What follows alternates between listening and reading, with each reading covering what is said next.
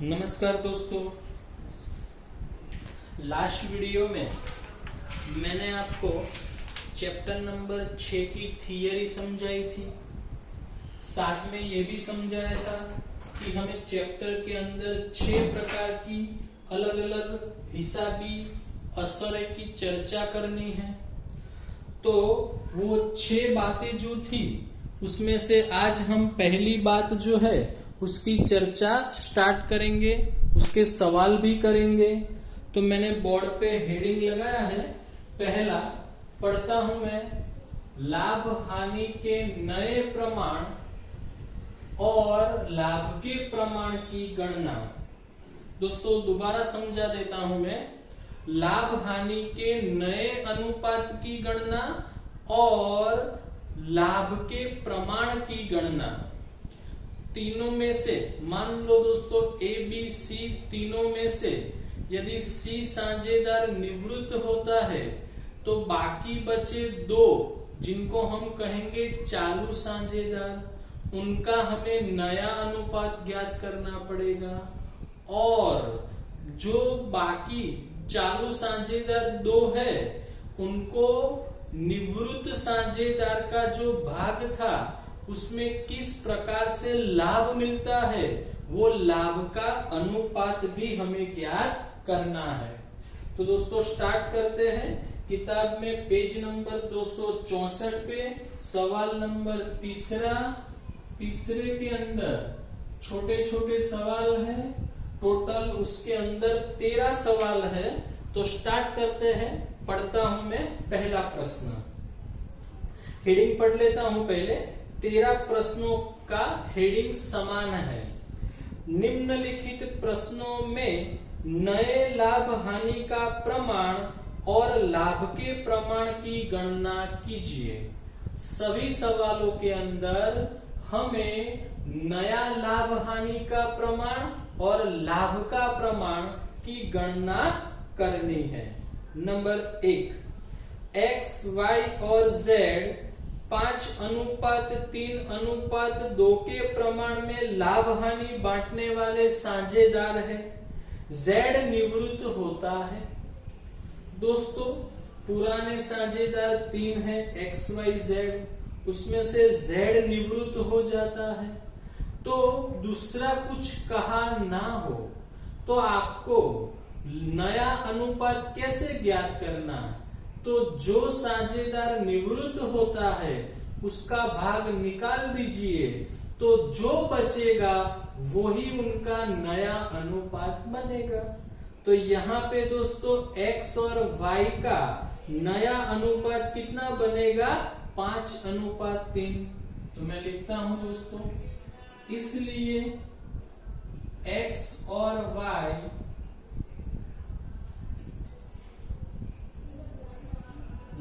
का नया अनुपात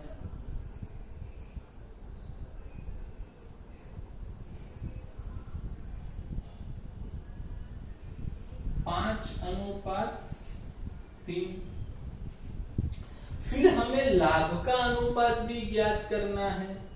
तो दोस्तों याद रखना एक और बात यहाँ पे, जब आपको सवाल में नया अनुपात दिया ना हो, याद रखना जब सवाल में हमें नया अनुपात दिया ना हो तो पुराना अनुपात ही उनका यानी चालू साझेदारों का लाभ का अनुपात बनेगा। जब नया अनुपात दिया ना हो तब पुराना अनुपात ही लाभ का अनुपात बनेगा। तो यहाँ पे दोस्तों यदि आप लाभ का अनुपात ज्ञात करोगे तो वो 5:3 ही आएगा। तो इसीलिए x और y का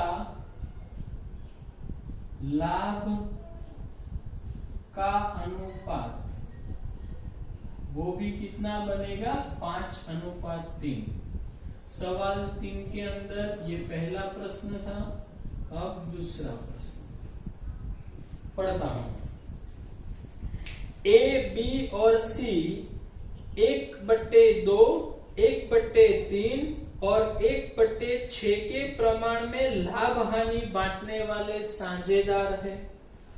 यदि ए निवृत्त होता हो तो, यदि बी निवृत्त होता हो तो, यदि सी निवृत्त होता हो तो हमें यहाँ 3 परिस्थितियां दोस्तों दी है कि एक बार ए निवृत्त हो जाए तो, एक बार बी निवृत्त हो जाए, एक बार सी। तो तीनों परिस्थितियों में हमें नया और लाभ का अनुपात लाना है। तो सबसे पहले दोस्तों मैं इनका पुराना अनुपात लसा को लेके ठीक कर देता हूं। विवरण ए बी सी 3 साझेदार है। पुराना अनुपात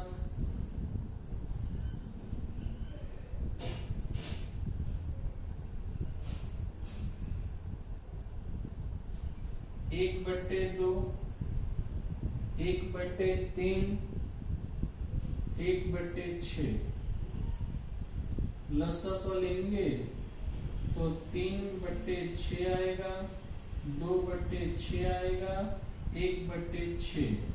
तो पुराना अनुपात क्या बनेगा दोस्तों?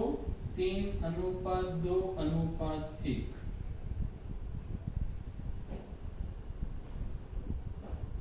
चलो अब इसके अंदर पहली परिस्थिति, यदि ए निवृत्त होता हो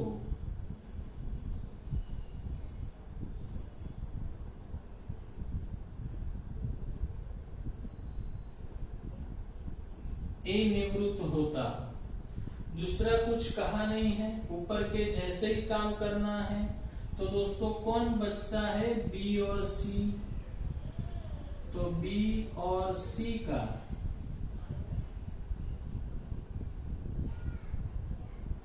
नया अनुपात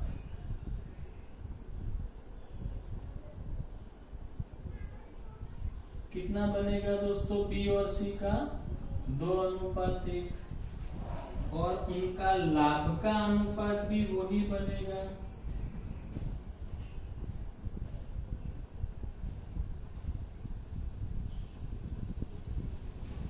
2:1। ओके, चलो दूसरी परिस्थिति, यदि बी निवृत्त होता हो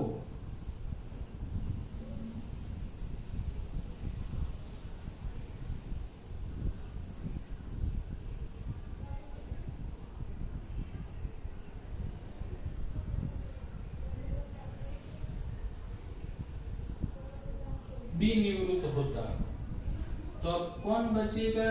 ए और सी। तो ए और सी का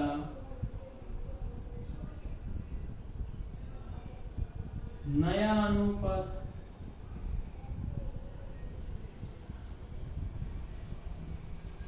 तीन 3:1। ए और सी का लाभ का अनुपात 3:1। इसी तरीके से दोस्तों यदि सी निवृत्त होता है तो भी आप काम कर पाओगे ना, तो आप खुद पूरा कर लेना। अब इसको, यदि सी निवृत्त होता हो तो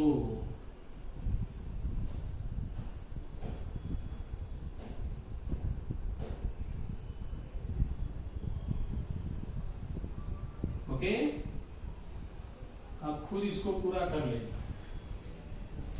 चलो सवाल नंबर 3 की ओर बढ़ते हैं।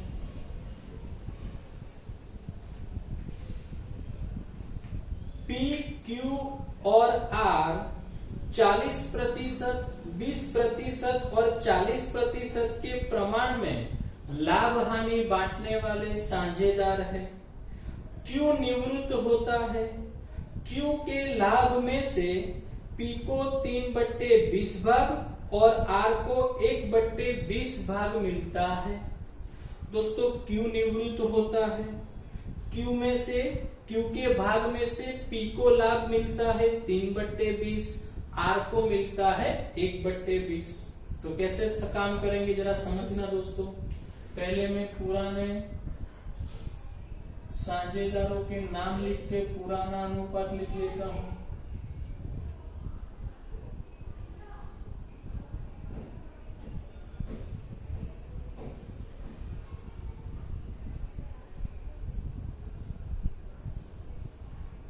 पुराना अनुपात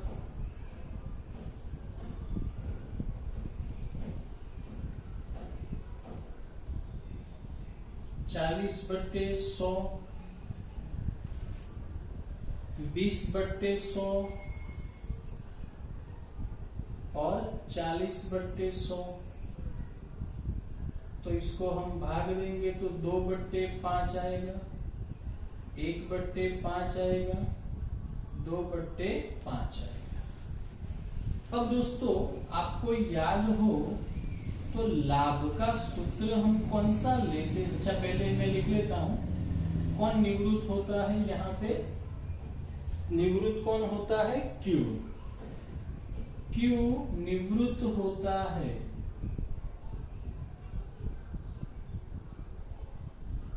निवृत्त होता है। अब आपको याद हो दोस्तों तो हम लाभ का सूत्र कौन सा लेते थे? नया अनुपात माइनस पुराना अनुपात।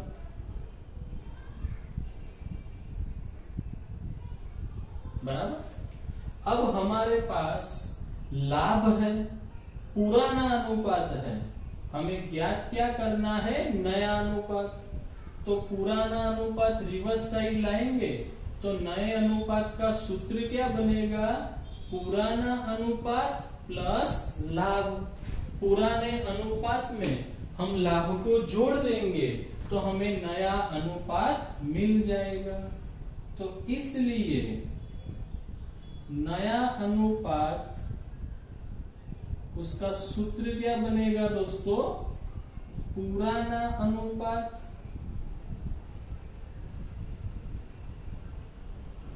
प्लस लाभ। चलो तो Q निवृत्त होता है तो P और R बचेंगे। तो सबसे पहले P की बात करते हैं। P का पुराना अनुपात 2/5 प्लस उसका लाभ कितना मिलता है उसको? 3/20। चलो क्रॉस गुणा कर देते हैं।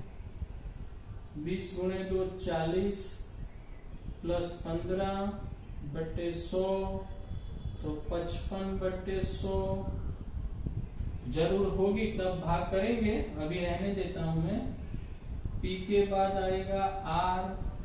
R का पुराना अनुपात 2/5, उसका लाभ है 1/20 तो 40 प्लस 5/100 तो आएगा 45/55, सॉरी 45/100। अब 5 से भाग चला देते हैं 11/20 और यहाँ 5 से भाग होगा 9/20। तो इसलिए नया अनुपात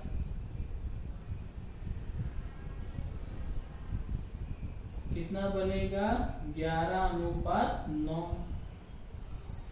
अब हमें लाभ का अनुपात चाहिए दोस्तों। तो लाभ का अनुपात, हमारे पास लाभ है तो उसके आधार पे हम लाभ का अनुपात भी ज्ञात कर पाएंगे।